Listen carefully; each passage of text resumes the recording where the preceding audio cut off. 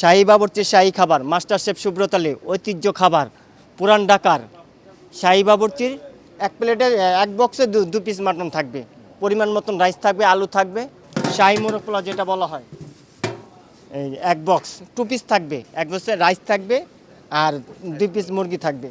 এই যে বড় বড় পিস, কোনো ছোট নাই, যেমন কয়েল পাখির মতো ওই এগুলো কোনো নাই, একদম অরিজিনাল নলাই নলাই গোস স্পেশাল। দেখেন একবার খাইলে আরেকবার খাইতে আইব।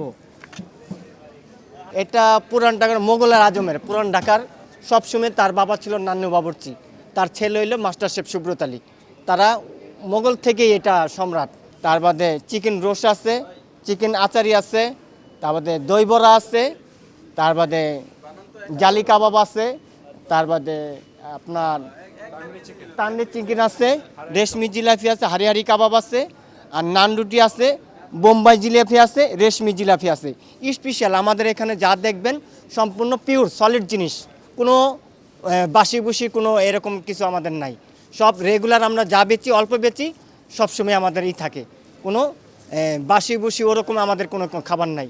চিকেন রোস্ট, কোয়ার্টার রোস্ট পাওয়া যায় 190 করে পার পিস, আর হচ্ছে আস্ত রোস্ট হচ্ছে 700 টাকা করে। আমরা আইসিসিবিতেই আছি।